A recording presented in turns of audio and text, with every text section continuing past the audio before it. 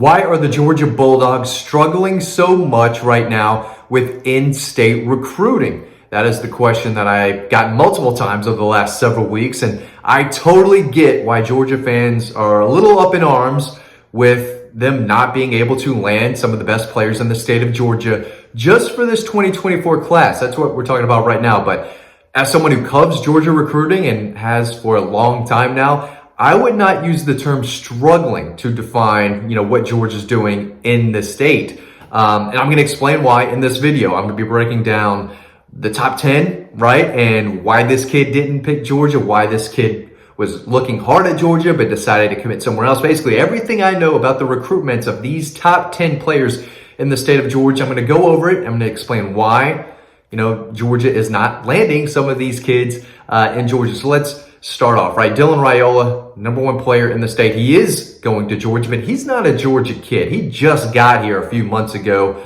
did not grow up in the state of Georgia. It's hard to call him a Georgia kid, but technically he plays at Buford, so he's number one in the state of Georgia, and he is going to Georgia. But let's talk about the rest, right? KJ Bolden is the next best player in Georgia. Obviously, he committed to Florida State over Georgia, and if you want the inside scoop on that, we've got the story over on Dog Post right now. It's on the website. You can read in detail why he chose Florida State over Georgia. If you want to read that story, you can click down below on the newsletter. It's free to sign up. You get access to all of our stories over on Dog Post and email every day. That is a premium story though, but we want you to go and check that out. But from what I can tell you on YouTube, right, I thought that Georgia was going to land KJ Bolden, and we were told that KJ Bolden was set to commit to Georgia that Saturday morning before he committed. So earlier that day, we were told that Georgia was likely going to be the pick.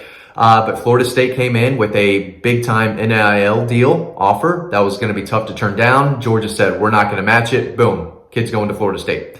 That's what we were told was going down. For exact figures, maybe you head over to Dog Post to check that out. But he grew up a Florida State fan. That had a lot to do with it as well. I'm not sitting here saying that it was all about NIL, right? It was a major factor. Let's not get it twisted here. That was a giant factor. But if he didn't grow up a Florida State fan, having Florida State stuff, on the walls, grow up watching them, I don't think he would have gone to Florida State. But that was a battle that they said, we're not going to lose. We are going to do whatever it takes to land KJ Bolden.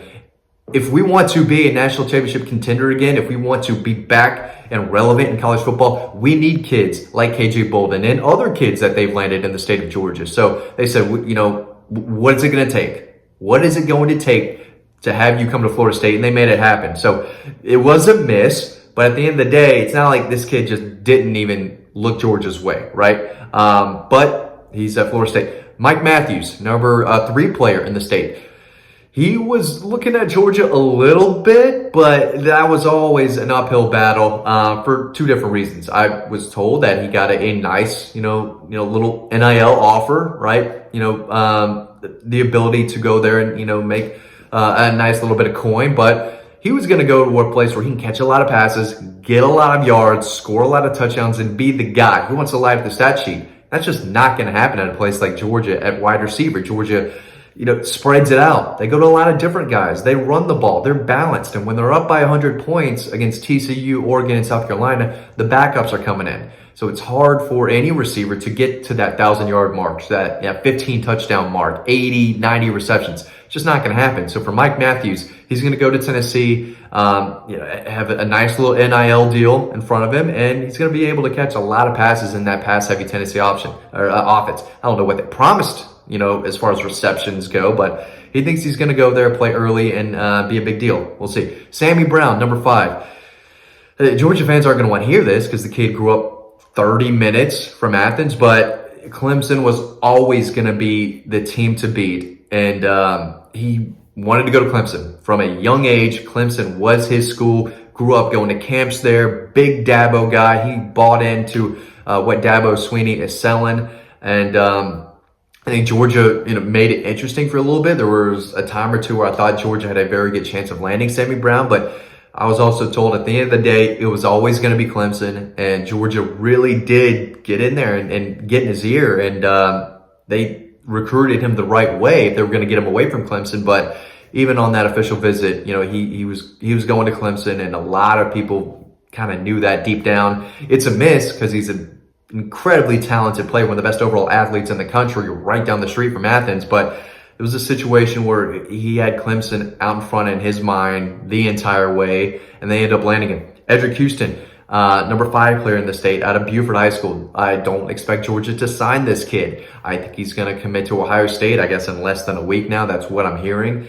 It feels like Georgia was on and off. I thought he was a top priority for Georgia, but then I heard they were recruiting other guys a little heavier. You know, he took a lot of visits to Georgia, and it was all about the program. It wasn't like he just never went to Athens or never even looked at Georgia, because he did. Georgia's a finalist. But at the end of the day, I get why players want to go to Ohio State. They win, they develop. They haven't won as many titles as Georgia, in the last 2 years especially, but it's just a guy that they're not going to get. And I think the Georgia staff, there were other guys that they did like better, thought had a higher ceiling, but for whatever reason, I don't see Edric Houston at Georgia. Landon Thomas, number 1 tight end in America from South Georgia, was a commitment to Georgia, right? They did get him on the commit list. He flipped to Florida State. That's a miss, right? That's a miss. It is what it is. These South Georgia kids love an up-and-coming Florida State team, and I think NIL, was a big deal there. Again, Florida State's going to throw that NIL money at these kids. That collective, they, pride themselves on, hey, we're going to land these kids, and when there's no rules or regulations behind NIL, and you can make things happen a little easier than what NIL was supposed to be about, right? So Landon Thomas is a fantastic player, a guy that was high on Georgia's list, obviously. He took his commitment early in the process. He's now at Florida State. That's a miss. Aaron Nolan, quarterback at Langston Hughes, committed to Ohio State. Georgia didn't even offer him, as far as I know, never recruited it and never pushed for him, so he wasn't going to Georgia. Same as Luke Kromenok from Savannah, Benedictine.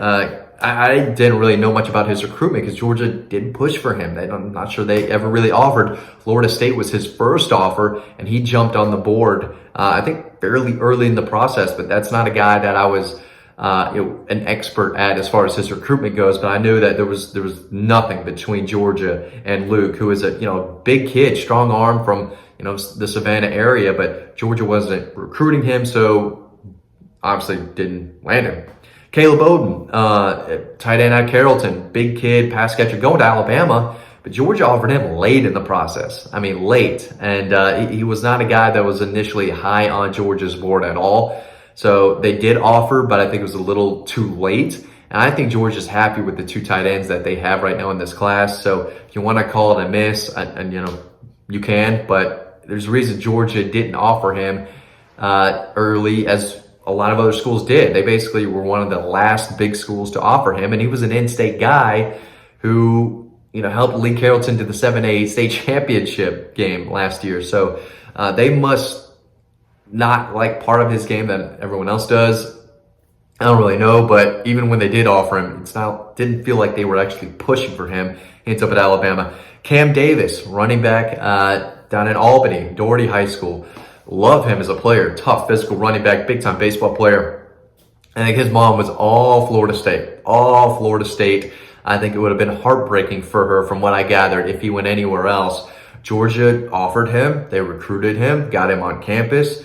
I think they would have loved to accept his commitment. He's a big-time player. But this is another situation where Georgia could have done everything right, and they weren't going to get Cam Davis. I think they tried, but another South Georgia kid from a Florida State family, they offered him early in the process. He committed early, stayed with that commitment when other schools were still pushing for him. That was an uphill battle from the start, and a guy that Florida State they had him for many different reasons. But I think the biggest one was mom's a Florida State gal, and she was going to make sure he went to Florida State. And I don't mean for that to sound like in the wrong context, but it was going to be very, very hard for anyone, even Georgia, to land Cam Davis.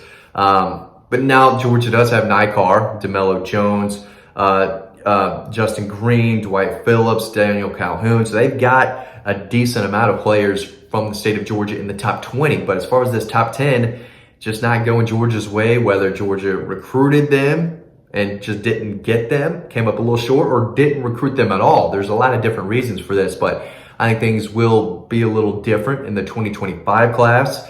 And it just is what it is. With NIL, it is a big, big deal. I'm not trying to say that, oh, this kid, is following the money. The family's just all about the money. I'm not trying to make it sound like that, but this is new. And, we're this like 2 or 3 years into this whole NIL deal. And now high school kids are starting to get paid a little bit more with, different states passing these laws.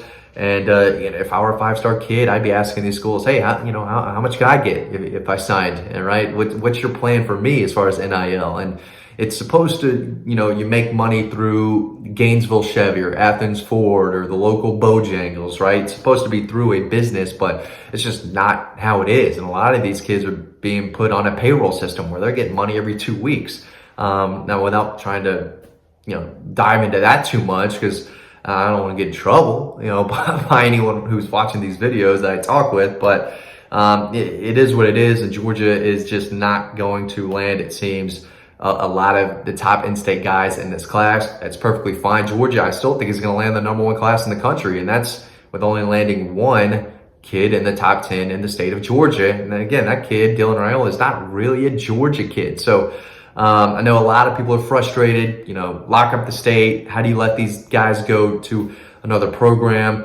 It's for a lot of different reasons. And every recruitment is a little different. Some are similar, but none of them are the exact same. And, some kids come from a wealthy household. Some come from nothing, right? And, priorities are different for some of these guys. But as far as the big guys who know that they can make a little coin the second they get on campus, NIL is a big deal. And Georgia's not going to offer that type of money to a lot of these kids, or they're not going to match every single offer for every single kid. It's just not going to happen. At the end of the day, Georgia fans, this is going to be an extremely good class. It's going to be an elite class. It's just not going to be filled with some of the best players from the state of Georgia. A lot of top 20 kids, but not a lot of top 10 guys. I hope you learned something. Thanks for watching this video.